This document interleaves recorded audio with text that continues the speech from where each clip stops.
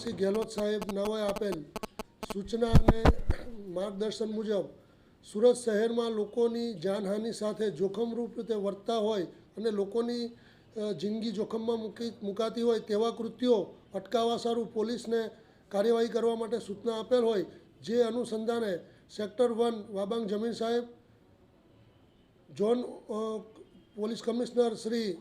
ભક્તિ ઠાકર સાહેબની સૂચના અને માર્ગદર્શનના આધારે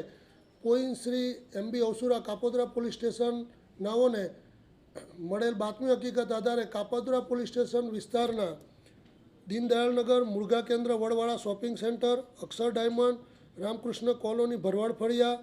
મોહનબાગ, બરોડા પ્રિસ્ટેજ વિસ્તારમાં લોકોની જિંદગી જોખમમાં મુકાય અને લોકોનું મૃત્યુ નીપજે તે રીતે ગેસની મોટી બોટલોમાંથી નાની બોટલો રિફિલિંગ કરી અને તેનું વેચાણ કરતા હોય તેવી અલગ અલગ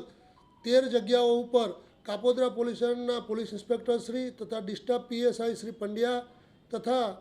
તેઓના સ્ટાફ દ્વારા ગઈકાલ તારીખ 24/4/2024ના રોજ કાર્યવાહી કરી અલગ અલગ કુલ 13 ગુનાઓ રજીસ્ટર કરવામાં આવેલ છે અને આ ગુનાના કામે કુલ મોટી બોટલ 41 તથા રિફિલિંગ કરવાના સાધનો તથા